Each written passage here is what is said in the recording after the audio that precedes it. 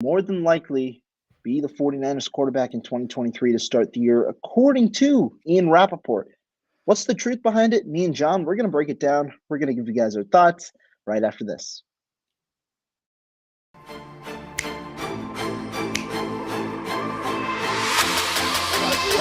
go get him. Let's go get him today, man. Let's go. Hey, dominate on 3. 1, 2, 3, dominate.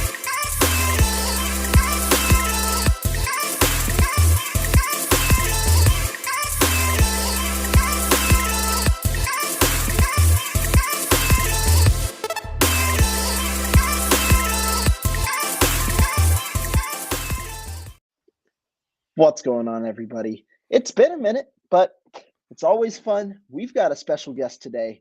John Chapman joins the channel. How you doing, man? Man, I am incredible, Rohan.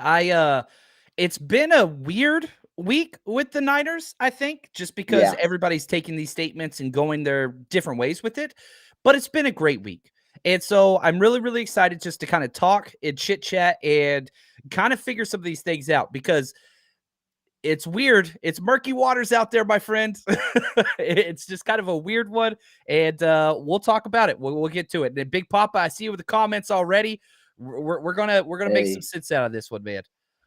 So just to clarify for those of you guys coming from John's channel, I'm the one who created the stream, so it's a little bit of a different format, different background, obviously, different thumbnail, all that kind of different stuff. But nonetheless, glad to be on the show. Thank you guys all for tuning in thus far with obviously the hashtag CC. Oh, I love it. Classic. Yeah. But John, man, 49ers, I mean, this is a team where you always have some news going on about what was your initial takeaway? Let's start with the press conference. What was your initial takeaway? First hearing John Lynch speak, first time in a way we've heard definitively from one of the top guys, not a player, but top guys, say that Brock Purdy was the guy. Yeah, we went on this crazy journey last year. I mean, it was just bananas. The entire, and you could say this for, 6 years running at the 49ers quarterback position. But when John Lynch came out and said, we love Brock, and rightfully so, that dude did things that a 49ers quarterback has never done. The amount of consecutive games with 2 touchdown passes in a row, never been done before in the entire 49ers history of quarterbacks. That's Joe Montana, Steve Young, Jeff Garcia days, Colin Kaepernick, Alex Smith, Jimmy G. It doesn't matter. Nobody's ever done what he did, and he was doing it at the perfect time. Rolling into, I'll go back. The most fun game, there's 2 games in the history of my 49ers fandom that just stick out so much. Number 1 is the wild card win over the Cowboys in Dallas last year. That was incredible for me, going back home with my buddies, and it was just awesome seeing all those Cowboys fans miserable. The second game that comes to mind is the Miami game this year, when Jimmy G goes down, and it's not because I was happy Jimmy got hurt. Absolutely not. In fact, when Jimmy got hurt, I got pissed off, said cuss words, went and got a beer to drink my sorrows away, came back, and the whole time was just like, oh my God, because it was Brock Purdy. Brock, he set the freaking house on fire, man. He was so hot. Right. So I have no problem with we are in love with Brock Purdy. And I think both Kyle and John Lynch created that narrative and supported that, and rightfully so. And if Brock was healthy, and I think both of John Lynch and Kyle Shanahan noted this, if Brock was healthy, he's the leader in the clubhouse, he's our guy, he's quarterback 1, whatever you want to put on that, no problems. But he's not healthy. And this is where it gets crazy, Rohan. I know. I mean, you said it right. Right now, he's not healthy. And so that's, to me, I wasn't surprised that he said what he said, because, I mean, the reality is you've got a quarterback who showcased his talent in 8 games. Do I think that Brock Purdy right now is a little overrated because too many people are buying into the storyline? Yes, but does that mean that his play wasn't that good? No. He was still the best. He was the best quarterback that we've seen in this system in the Kyle Shanahan era, I'll say that. Like Jimmy Garoppolo, I mean, you could maybe compare it to his 2019 season, but really, in my opinion, I thought Brock Purdy, his 8-game stretch was the best that we've seen.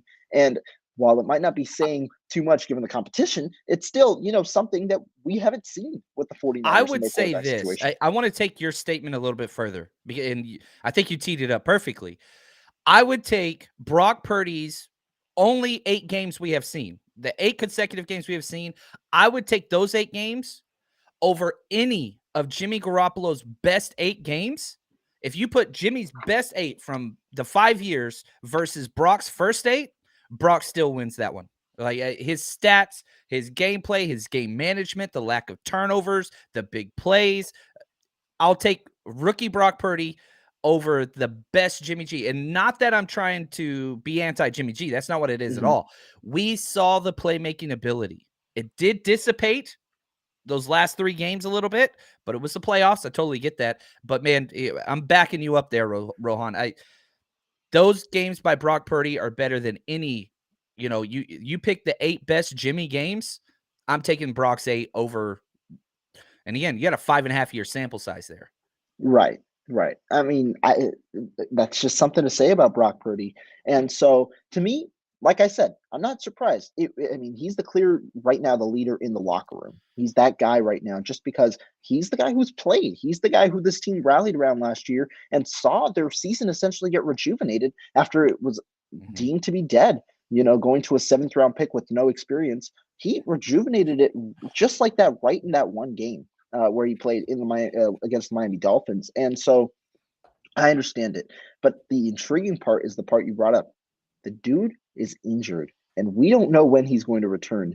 Kyle Shanahan provided some clarity on that, but Lynch spoke as if they expect Brock Purdy to be their guy when he comes back. And so when he talked about the other quarterbacks, he essentially said something along the lines of, "We hope that they can hold down the fort until Brock's back." And we don't know exactly when that'll be, but does show a good sign of faith, and it kind of correlates with all of what the major media has been saying, is that the 49ers are leaning towards Brock Purdy regardless.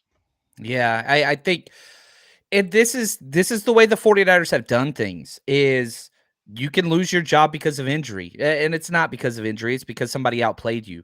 What Brock has put on tape is better than what we have seen from Trey, but we haven't seen much of Trey. Literally, Brock Purdy's played in twice as many games as Trey Lance has already, even Right. though it's been 2 years for Trey, only half of a year for Brock, but it doesn't matter.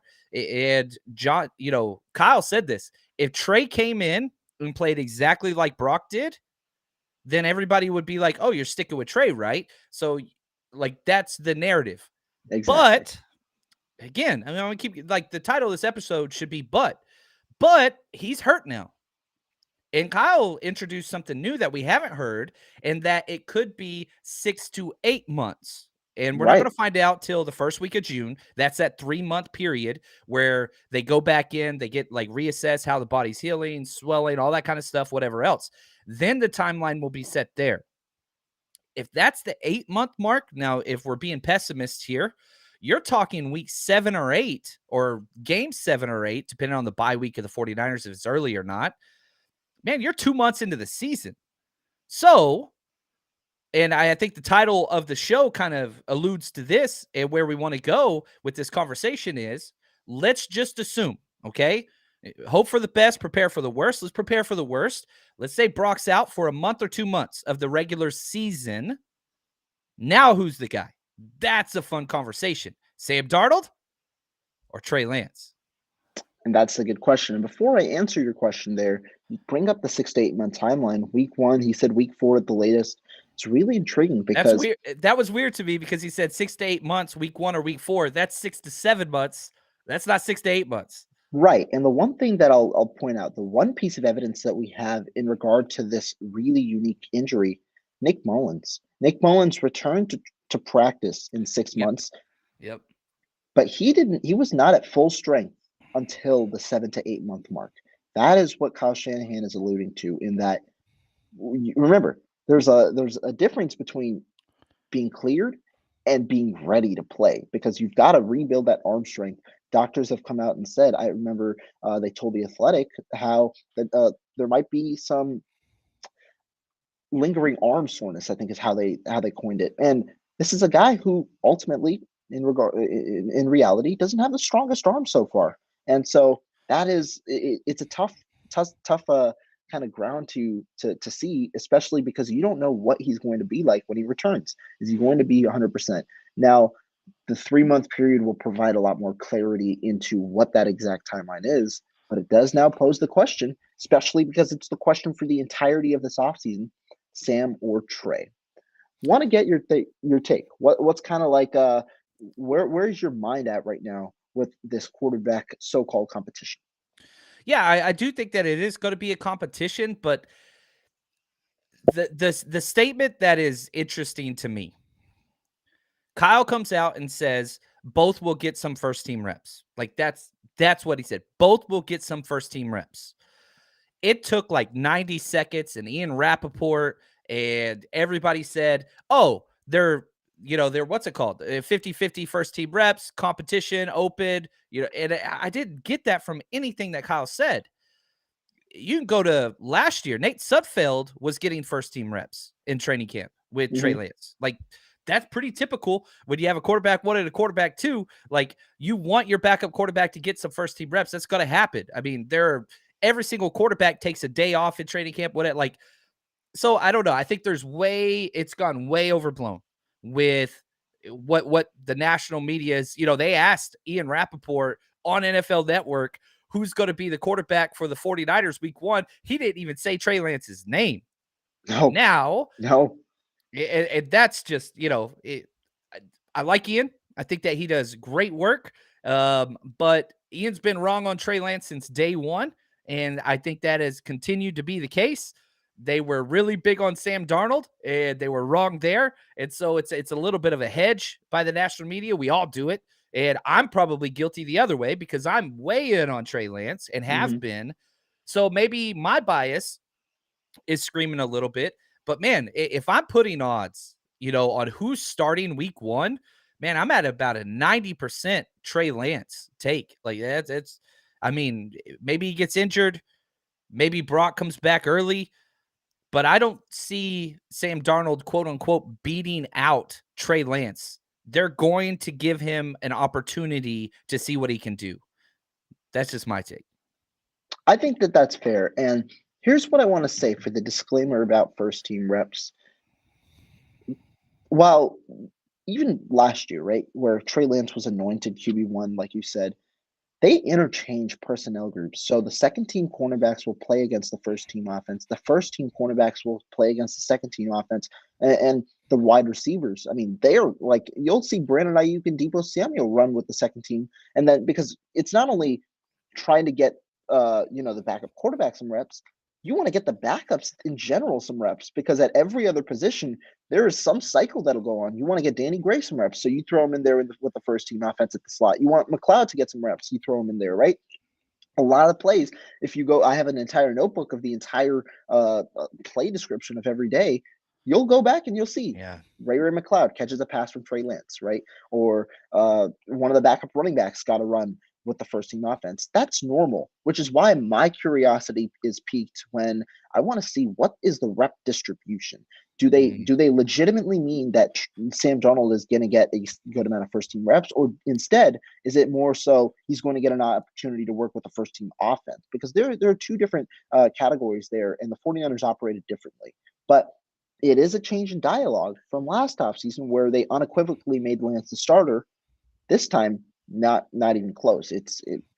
Kyle Shanahan has willingly said both are going to get first team reps, praising Sam Darnold. Yeah, and just to go back to your statement before about positions rotating in practice, man, I've been in those coaches meetings. I've been an OC, I've been a head coach, and you have 5 running backs getting rotation for the 49ers. You have 2 quarterbacks.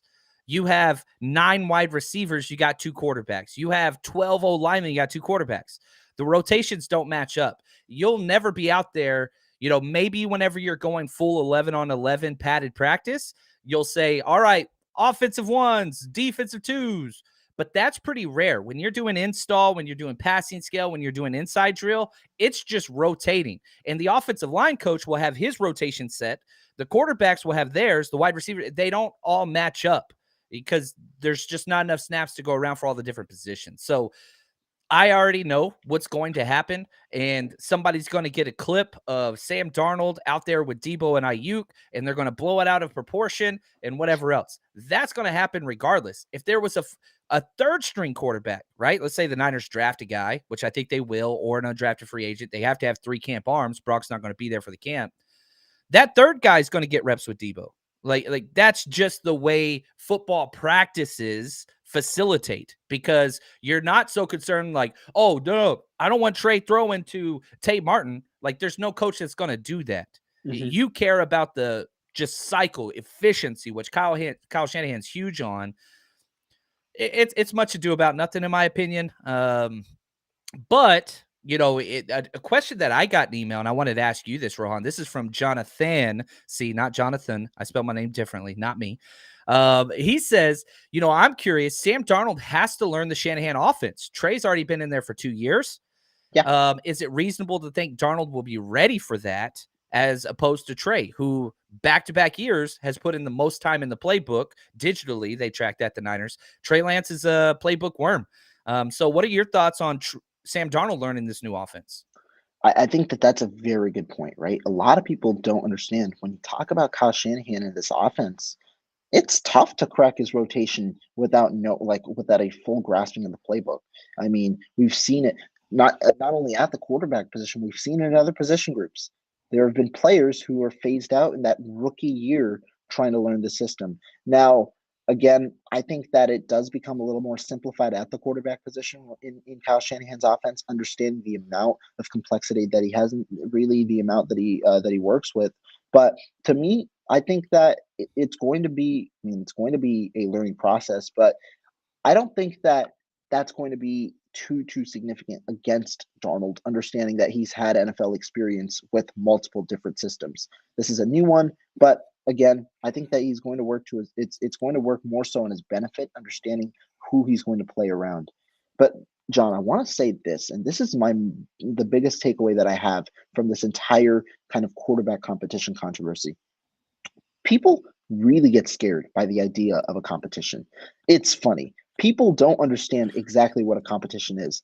There is a competition every time 2 people step out on that field, whether you want to believe it or not. There is okay, I'll just give the best position group. Defensive line. We had 17 guys out there last year. There was a clear first team, a clear second team, a third team, a fourth team. But if you best believe one guy on that third team is fighting for a guy on that second team spot. One guy on that second team is fighting for a guy on that first team spot. Even when it's not as clear as as it seems, there is still a competition going on. When there's a first stringer and a second stringer, there is a competition going on. The only time where there's no competition is when there's legitimately no backup at the position. And so I think people keep getting afraid of the word competition. Think of it this way. Nick Bosa and Charles Omenihu are in a competition to get more reps.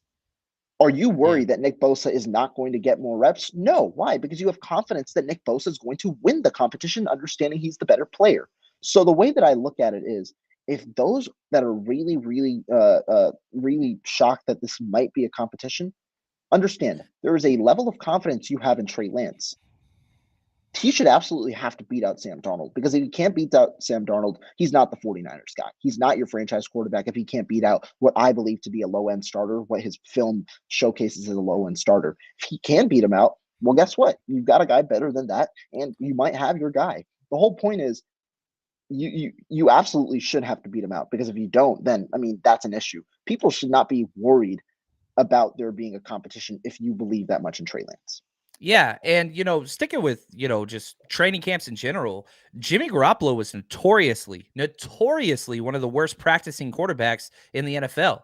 Like that's just not what he did well. When the game showed up, he was kind of at his best, and the wins and all that stuff kind of came. But back to Trey Lance, like he was on record. I think it was Rich Eisen's show just about a month ago where he said, "All I want is a chance to compete." That's all he wants. Trey Lance never came in here all high and mighty, whatever else. Remember the humility and all the whenever he was drafted, he goes into the game, and it was after he threw his first interception, the press conference afterwards. I got to be better. I made a bad choice.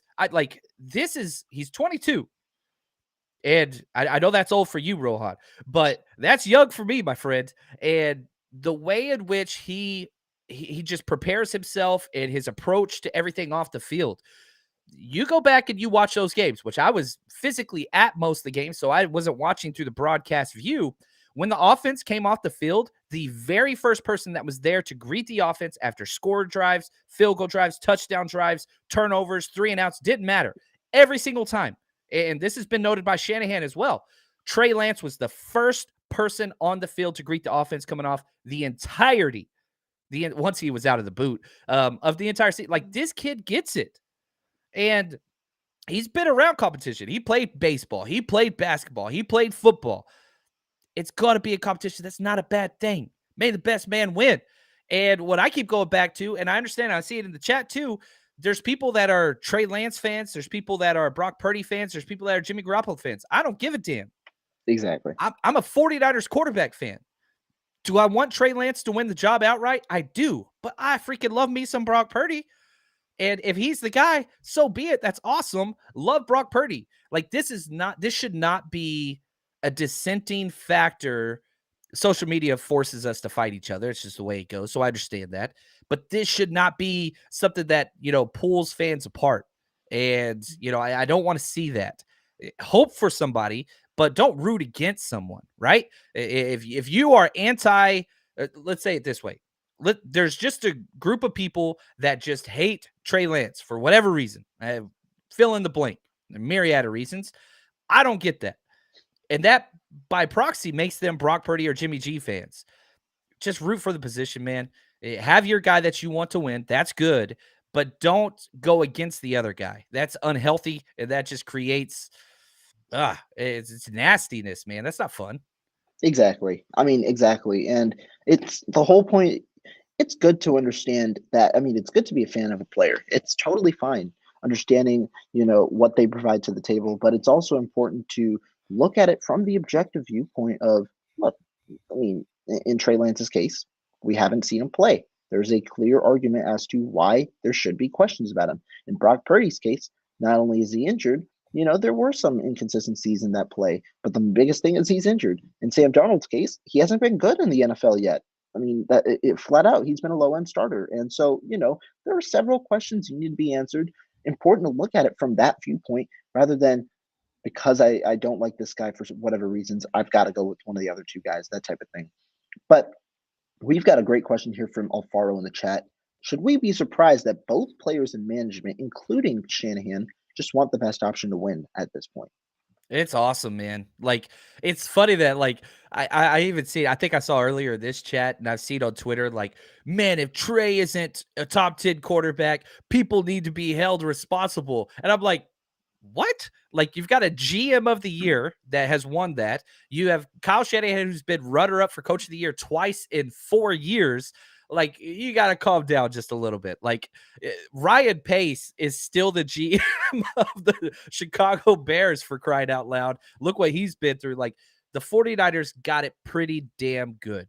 And yes, I would love the development of Trey, and I do value that very high, but not at the expense. And again, I'm a Trey Lance guy, not at the expense of winning games. And you go back to Trey Lance's rookie year.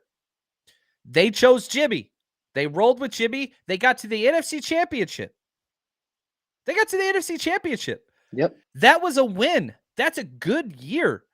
I mean, some teams have never been to the NFC Championship. Like, that was a great year. And Trey got a watch and whatever else, and then you move forward. Like, I'm not changing that. That was the right call. Rolling forward with Trey Lance last year. Look, if Jimmy goes somewhere else, great. We'll bring him in on a backup deal. That was great too. He got hurt after 5 quarters. That sucks. But the decisions for Trey have been appropriate. I mean, they had him on the Mahomes plan, right? Like, nobody's looking at Andy Reid like, oh, you wasted a year of Patrick Mahomes' career. How dare you do wrong by, like, come on, guys. Things didn't go well because of the injury. It's football. Life happens. I love this front office. I love this coaching staff. We've lost more coaches and front office members than any other team in the NFL in 5 years. There's a reason why. I mean, I do agree. I really do agree. And when you talk about this topic, I think the 49ers more than ever are in this mindset of right now it's just all about winning. Why? Kyle Shanahan and John Lynch are now in year 7 I guess of the transition. They've yet to win the Super Bowl. They've yet to find their franchise quarterback. They have yet to really accomplish that one main goal. They've been there. They've been close. They've been to the Super Bowl. They've been to the NFC Championship 3 times in 4 years. It's undeniable that they've experienced success so far. But it comes down to the Super Bowl. And here's the argument that I'm going to present.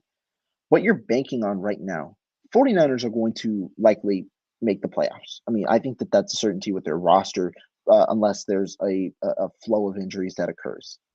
You're banking on who the quarterback is going to be, what their floor is week 18.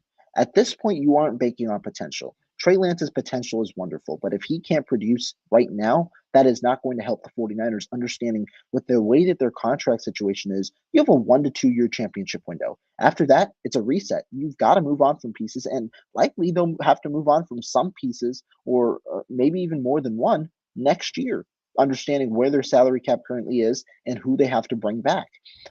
You've got a current championship window. They need to capitalize in the next 1 to 2 years. That's the now. But the 49ers also have a capable roster where whoever they place at quarterback will likely make the playoffs with the team that they have and the coaching that they have. And so to me, I identify who do I think can win this team or can be the best quarterback in week 18. What is their floor in week 18? Not what is their floor week 1 of next year, but also I want to see, can their floor improve to where week 18 is? And that was the whole idea of behind the 49ers drafting Trey Lance. The hope that his development for 18 weeks places him at a floor where that floor is good enough for a quarterback to win a championship. That is where I believe the 49ers were looking. However, if Sam Darnold or if Brock Purdy prove to be better than Trey Lance, or if Trey Lance proves essentially that he can't be that guy, you can't necessarily just continue to say, guess what? We're just going to roll with him. If he ain't the guy, he ain't the guy, but we have to roll with him based on the draft capital. And I mean, I think the 49ers understand that. They've now come to terms with some of their draft picks where they've cut them essentially after they haven't Colt paid McKivitz, right? He's starter now. Yeah. Cut him and now he's starting. Yeah, exactly. It's real world out there, folks. And that's how it is. I think another problem, I agree with you. I think you nailed it. But like, a lot of people just watch Niners content, and that's not a bad thing. But whenever you step out of your 49ers like worldview and you look around the NFL, it adds perspective, right? For example, we were just talking about the coaching staff. Imagine if Kyle and John Lynch did this with the Cleveland Browns. They would be in their Hall of Fame. They would be in their Hall of Honor and names put up on the stadium. 3 out of 4 NFC championships, right? Or they'd be the AFC, but still, it still remains. You look at the quarterback position. Look at the Packers. How long did Aaron Rodgers sit? How long is Jordan Love sitting, who's just now stepping in? This is the way things happen in the NFL sometimes. We want immediate now. Oh my gosh. Tonight on our Patreon, we are doing a 1994 watch party, okay? And we're on week 5, 49ers versus the Eagles. Now, reminder, for those who may not know, the 49ers won the Super Bowl in 1994. It's our last Super Bowl victory. But in week 5, the game we're watching tonight, Steve Young got benched in the game. They benched him. How quickly we forget. It's not just a steady uphill climb. Things go wrong in football games, in life, through the trajectory of a season. That's just the way it is. And you got to overcome it. And sadly, because we have to wait so long for football, right? We focus so much on training camp. We focus so much on week 1. This problem is going to be solved organically. And what I mean by that is, it's not like Kyle and John are saying, well, we got to let Trey Lance develop, so we're going to throw him out there and see what happens. It's Brock Purdy cannot play physically, so we get this extra quote-unquote bonus time to see. Now, if during this bonus time that we get to allow Trey Lance to get quarterback 1 reps and all that stuff and preseason and what blah, blah, blah, blah, blah, if he's ready, if Trey comes out and plays just to the level of Brock Purdy, they're going to stick with Trey Lance. Do you agree with that? I think so. And I think that, like, are you saying like in season? Yeah. So like, let's just, okay.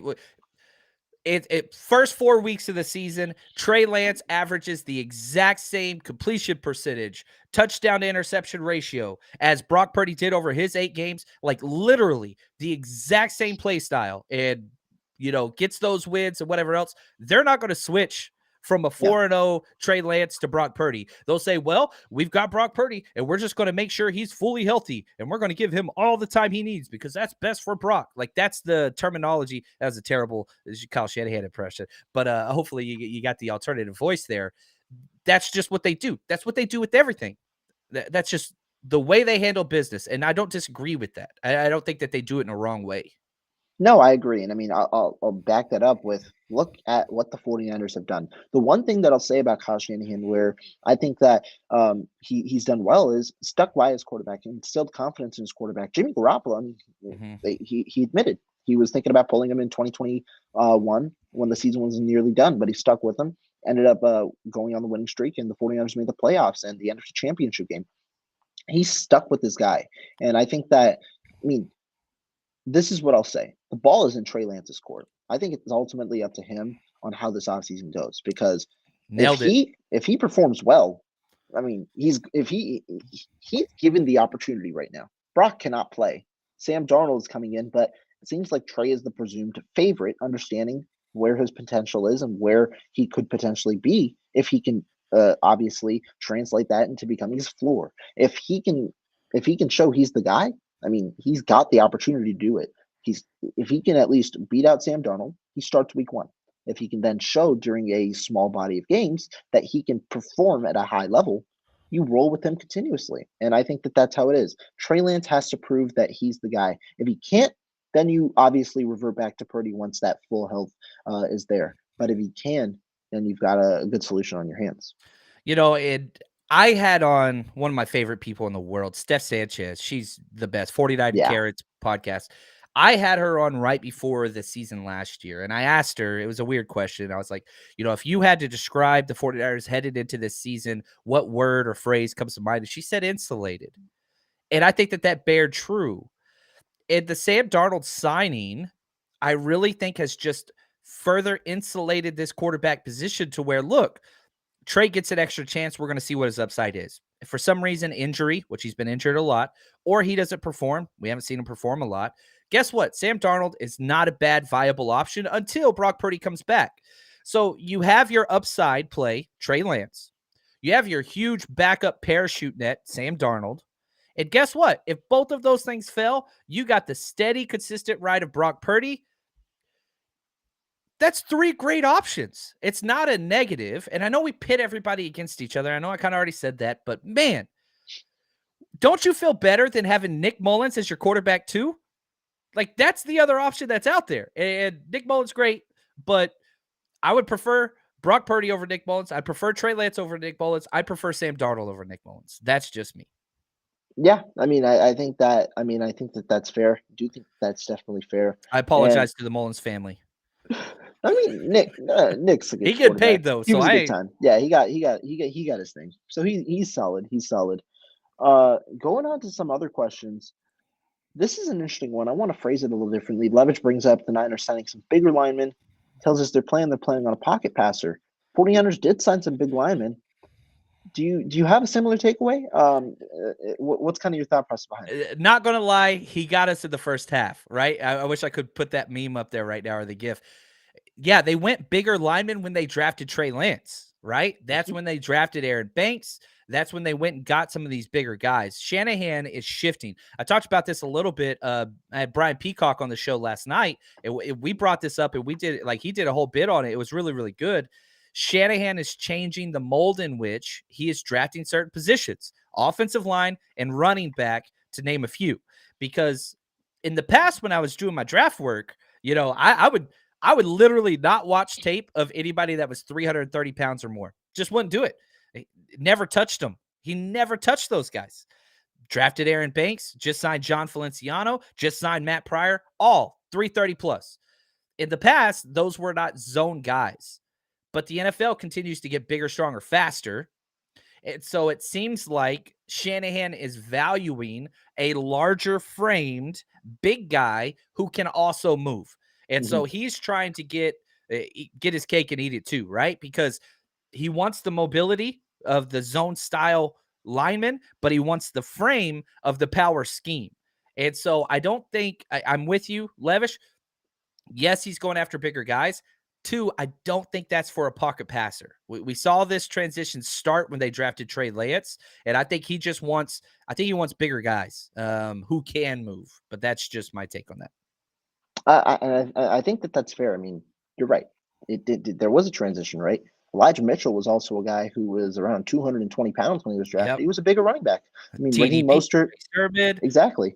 They were a little bit of a different style in terms of their running styles. And you brought up Aaron Banks. I mean, 49ers, I know Levish is pointing to the signing of Matt Pryor and, I mean, the current form of the 49ers offensive line. I think it's interesting for sure. And, I mean, playing on a pocket passer, that's what they wanted Trey Lance to be. I mean, he's a mobile quarterback, but they also want him to be a pocket passer. So I definitely understand what you mean. But, I mean, this new form of scheme, I think the 49ers are adapting essentially to their personnel. Yeah, I think that's what it is. And, again, you remember where every running back was 4-3? Every single Mhm. running back. If they didn't run the 4-3, I remember doing my draft book and saying, man, he's a 4-4-5 guy. I don't think Shanahan wants him at running back. Now, you almost got to throw the 40-yard dash out. Jeff Wilson Jr., Ty Davis Price, Trey Sermon, Jordan Mason, Elijah Mitchell, who was a pretty fast guy, but like he's going for these big dudes. And so it's weird because used to it would save me so much time because I didn't have to watch these linemen or these running backs. But now it's just like, good gosh, Kyle did it to me. Now I don't know. So that's why I'm up to 298 player profiles written. So thanks a lot, Kyle. I Wow. appreciate that. 298. We're 298. working, man. We're grinding over there. That's perfect. That's perfect. Let's transition a little bit to the second half of this show because I see some draft talk here, draft questions. Ooh, Want to ask you because we actually haven't talked about the draft. Who you liking so far? man. What position group has kind of caught your eye? So tight ends are fun. Mm. I just finalized all my tight end because we and shout out to Josh 40 Faithful Forever. He's part of our draft team. He is killing it. Brian White, Brian Carter, Clayton. We've got a really good team that's putting together a lot of stuff. So I did 20 tight ends that I have draft graded and I lined them vertically against each other, right? First, second round, whatever. There's a lot of really good tight ends that are perfect fits for the 49ers. Guys, Britton Strange out of Penn State, Payne Durham out of Purdue. And it's really, you can get these guys. What do you want? Do you want the move tight end that can do everything and run after the catch ability? Awesome. That is there. Do you want the extra lineman that just got to come in and help block? Guess what? That's there. If that's what you want, Noah Grindorf out of North Dakota State, one of Trey Lance's old teammates. Dude's just like a right tackle plus. Does a little bit in the passing game, but he's just a huge body out there. So the tight end's been really fun. Probably one of the deepest positions in the draft. Niners are grabbing somebody. They met with a lot of them. And, again, back to good old Steph Sanchez. She's been crushing it. But if we just look at, the tight ends that they have met with, Josh Weil out of Cincinnati, I got a 3rd round grade. Braden Willis, he's a later guy, more of a fullback. He's Right. a 6th round pick. Davis Allen, Clemson, he's a do-it-all guy. I like Davis Allen. He's 5th round guy. Sam Laporta would be great. 2nd round guy. Like, they've met with so many of these cats. So tight end's going to be a 3rd round or a 5th round pick in my estimation. Yeah, no, definitely. And I think that that's important because 49ers have gone after tight ends before. It's not like they haven't tried to fulfill that position. They tried it with Jordan Reed back in the early days of the Shanahan era. Obviously, his injuries didn't pan out. Then they drafted Ross Dwelly. Then they went after Charlie Warner. I mean, they've tried these different cost-effective solutions. Unfortunately, none of them have really panned out the way that they've wanted. And what's the value? I think not only do the 49ers understand the value of a second tight end, the entirety of the NFL is starting to understand it. You continue to see for the second straight offseason, the tight end market and free agency blossoms. These backups are getting 5 to 7 million a year. Why? Yeah. Because you have to understand the importance of 21 personnel. When you have 2 tight ends on the field, you force the defense to then bring in another guy in the front seven. A lot of teams are going to their nickel look early on. They are lightening the boxes, drafting bigger guys in the front so that they can defend the run well, while defending the back end with 5 to 6 guys in terms of the amount of safeties and the amount of nickelbacks or cornerbacks that you utilize. But when you match with 21 personnel, it's a heavier personnel. They've got to counteract with heavier guys in the front, and so you might have 7 guys in the box there, and that obviously sets up your play action game because there's a lot more movement going on, and so it's important when you get these do it all guys. A guy like George Kittle, obviously not to that magnitude, but a guy who could obviously not only block but also run routes well becomes a good fit in another mismatch for a team who already operates mismatches amongst the best in the NFL. Yeah, and I think another thing too with the tight end, it's the most difficult position to transfer from college to the NFL. It's the most difficult because you have to know all of the blocking scheme. You got to know the entire passing tree and all that kind of stuff too. So like, if you're a fantasy football person, rookie tight ends just don't perform. It's just so difficult. Even with somebody like Kyle Pitts, he came in and blew the league away sophomore year. Holy freaking cow. Who is this guy? He disappeared. And so tight end's rough, and the Niners have gotten lucky with Kittle in the 5th. Man, it's just this class. Oh, this class is fun, man. I cannot remember a time where this tight end class was so deep. And like the top end guys, like Darnell Washington, the giant behemoth out of Georgia, who's incredible. He's my tight end too. Man, I would be salivating at the mouth to get a guy like that. Usually, like, man, trade up, go get him, difference maker. But this draft class, man, you can get a stud in the 5th round. Not like somebody that's like, all right, developmental. No. You're getting a stud in the 5th round. And so that's why I'm like, I don't want to trade up for a tight end. There's great guys there, and I love Sam Laporta. It'd be awesome to have 2 Iowa tight ends, but I don't want to trade up for that. You get a one in the 3rd round, I'd be happy, but 5th round, holy cow, 5th round circle tight ends going there. Yeah, and I mean, you talk about trading up, and that's where I want to bring in another position, right tackle, because Ooh. this guy here says, I hope we somehow land Cody Malk at right tackle. Malk, obviously, a guy projected to go in the middle round, 2nd and 3rd round, somewhere around there. And I mean, right tackle in general is tough to look at because it's a position that normally gets overdrafted, understanding how important it is, how scarce the position is. And also in a class like this where there's high end talent and then a big drop off, that run for that drop off starts to go when those guys go. They normally go in bunches. They do. Maybe not necessarily Cody Mouch himself, but do you think that they could trade up for one? The problem is this, guys. I don't want to be rude. Blake Freeland, the BYU guy, he's gotten a lot of publicity. Cody Mock, the North Dakota State guy, they're awesome. And if you want to trade up for those guys, you've got to trade up to 50, not trade up in the 3rd round. Yeah. Not trade up to the back end of the 2nd round. The draft always does this, okay? Quarterbacks, tackles, defensive ends. Those are the 3 positions. They always get pushed up. Why? Because teams can't get quality play. They can't get it. Offensive tackle is the least talented position in the NFL. What I mean by that is not that tackles aren't talented, but there's the least depth. Look what Mike McGlinchey just got paid. And remember how much we've all been frustrated with McGlinchey. I'm glad he got paid, by the way. Very happy for him. He deserved it. But tackles move up. I have Cody Mock as interior offensive lineman.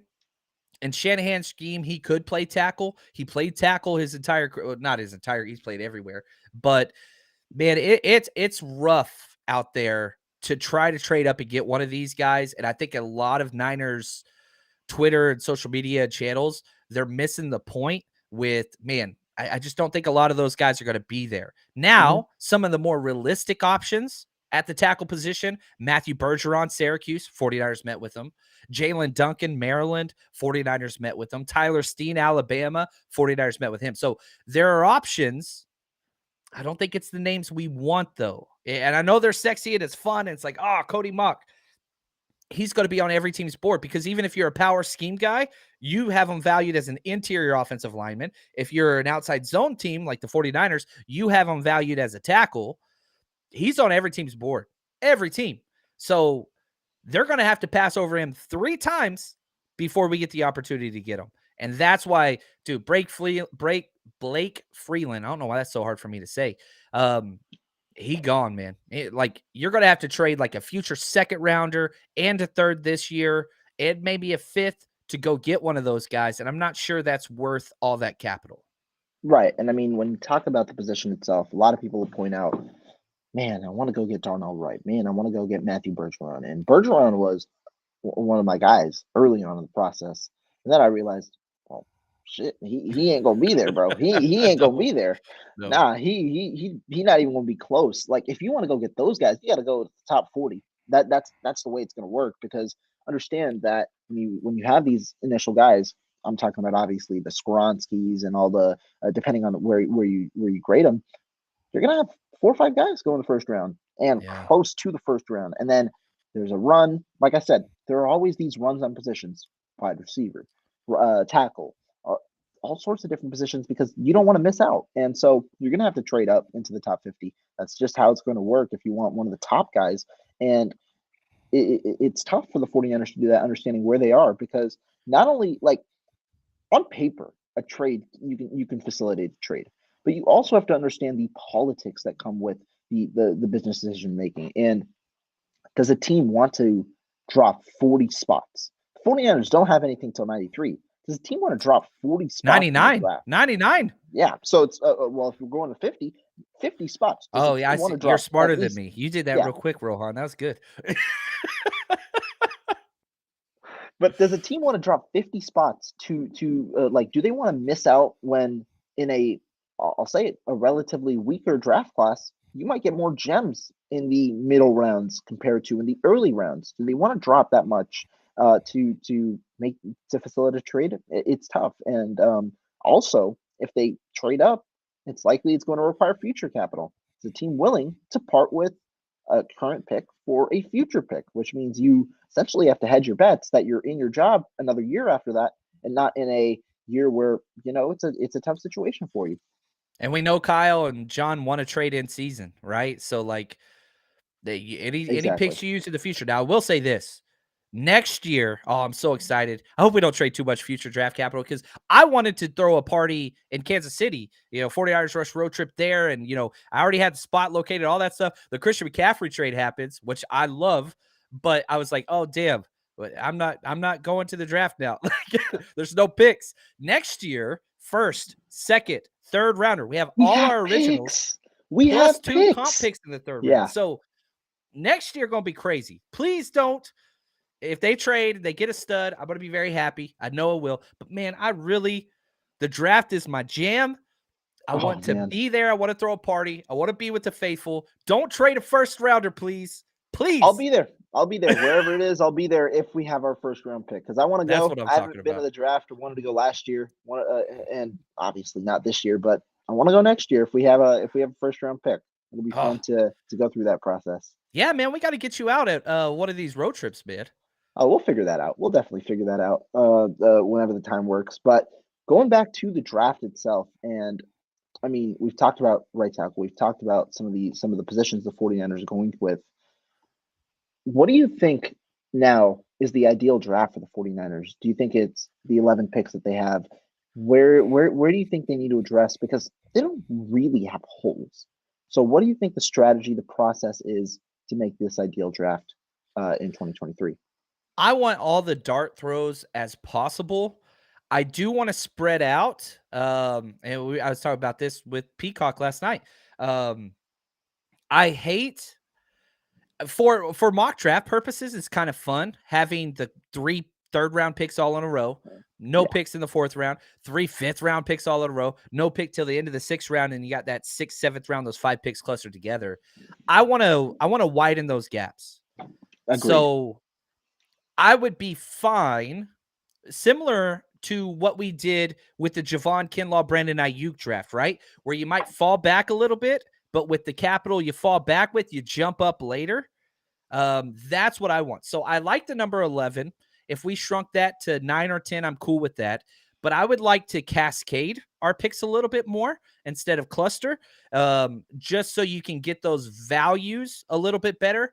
Because when you're on the clock at 99, 101, 102, what are the chances that you're going to have three guys within 4 picks of each other, all the same value? It's just not going to happen that way. The board's not going to fall that way. So I think by just definition, they're going to have to reach on their number 2 and 3 guy. I don't want them to do that. So I'd like to fall back a little bit in the 3rd and maybe jump up a little bit in the 5th or the 6th rounds. That's what I want. So you give me 9 to 10 picks, I'm going to be happy, but I don't want to do a drastic trade up into the 2nd round. This draft just does not scream value to me. I think I currently have 13 first-round picks. Like, that's it. So from 14 to about 50 they're all 2nd-round guys on my grading chart, right? But then if you look at 51 to like 80 something, those are the same. And I think some of those guys will fall. And I think some of those guys will be there in the 90s. I think that that's fair. And I wonder what the 49ers do. I like your idea. I really do, of spreading out. I think that that's important because, again, San Francisco likes to cover its bases. And the value of having those picks spread out is you have the opportunity when it's presented. Like I said, teams are wary of where they make this move, right? They don't necessarily want to. They want to keep themselves insulated. That's the good word. They want to keep themselves insulated where they are. And so it's better off to have more spread out capital so that if you do want to facilitate trade up or trade down, there are options for you to do that, given the capital in the round that you have. And so I think it's important to spread those picks out, which might mean, like you said, a trade down and then a trade up, right? Trying to figure out where exactly is its soft spots land the BPA targets that you're looking at, be it trading up in the early 3rd or however that might go. And I don't know if they'll draft 11 guys itself, and I wonder if they draft 11 because they obviously like the undrafted pool, and they might like it in more than other years more than other. We'll see exactly how that goes, but I like the idea of spreading out some of those picks for sure. Yeah, I'm just pumped, man. You know, we look at where we are right now. We are exactly a month away from the draft. Wow. 4 weeks, Wow. baby. 4 weeks, 1 day. It's draft time. It's the best. Here's one of my favorite. One, if you've never been to the draft, you got to go to the draft because it's unlike any other sporting event. And the fact that almost all teams are represented. Some teams don't have major fan bases, but everybody is hopeful and nobody's rooting against each other. You get some trash talk and stuff, but like, you know, I've had amazing times talking to Packers fans and Bears fans and Jaguars fans because everybody's on cloud 9 and nobody's at odds with each other because everybody's hopeful for their future at that time. Nobody sucks yet, right? Everybody thinks it's going to be their year. This guy's going to be amazing. Every pick that's made, everybody's like, you know what? I think it's a good pick. I think it's a good pick. Like, it's just so cool. It's such a really, really cool atmosphere. And man, we're a month away. And as soon as we get these guys drafted, I will have watched tape on everybody. But then it's like, okay, we did the shallow skim. Watched a game 2 or 3 of each one of these guys. Now it's how do I get his high school film? You know what I mean? Right. I want a deep dive, baby. Let's go Inception level deep. Let's figure out everything there is to know about these, 9 to 11 guys that the 49ers had. No, I agree. And I mean, the draft is always fun. I know you do your own respective evaluations, which obviously you do a ton of them. I mean, you Man, I brought up the appreciate amount of that. player profiles that you do, and you do a great job at it too. And I mean, I love to always scout. I mean, grateful to have the college film every year. So I love doing that scouting role, seeing obviously not only for the 49ers, but in general, who are good fits around the league so that you can track, their NFL career, see exactly how your scouting eye goes. But draft season's here, man. Free agency's done. It's draft season. A lot of talk is going to happen, but I mean, it's coming closer. Yeah, it's cool, man. And I know that through the press conferences, and we've kind of gone through such a cool spectrum on the show, Rohan. Great job with just lining everything up. But like, don't focus on the negatives and the contention and the arguments and all those things, unless that's your thing and you go enjoy that. Like, I always say this: protect your fandom and enjoy this. If you're pissed off all the time, whenever you're consuming this content and stuff, maybe check yourself. Like, make this fun. This is grown men throwing a ball around, for crying out loud. Exactly. If you don't enjoy it, find a way to be happy. And like, I think that's important. And so I don't know. I'm smiling like a little kid right now. I'm pumped. I'm excited. Once we're done with this show, I'm back into the notes and I'm going through interior offensive lineman film, which is not normal, but I'm really excited about it. And this is fun, man. You got to enjoy this as a fan. And if you're not enjoying this and you're pissed off all the time, just maybe do an evaluation. Not saying walk away or anything like that. Just figure out what your limit is to enjoy this. You walk away from a show pissed off and mad, just check yourself a little bit. That's all. No, 100%, 100%. But John, this was a fantastic show. Obviously, you brought the heat. Thank you so much for tuning in. Any last thoughts before we head on out of here? Man, I'll say this. Do your research. Dive into mock draft simulators, PFF, Pro Football Network, Draft One. There's all kinds of draft networks out there. Like, play around with names and kind of see who is available in those third, fifth, seventh rounds.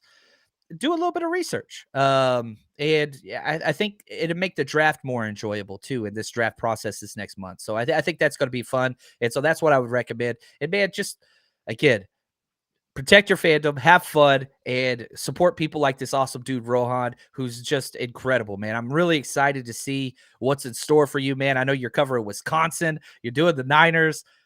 Dude's going to rule it all one day, man. I'm so pumped. Just excited to see what you got coming. Hey, as always, I appreciate the support. I mean, great person here, does a lot of good work. Be sure to go ahead and subscribe to John's channel. Come over to mine as well. Subscribe to mine. Big All time. the stuff is in the description, so be sure you guys check that all out. But John, I appreciate you. Obviously, the people in the chat, y'all are the ones that make the show run. We appreciate you guys so much. Thank you guys for your conversation and all of you guys for really contributing today. Really appreciate it. And we'll see you guys next time, guys. Thank you guys so much.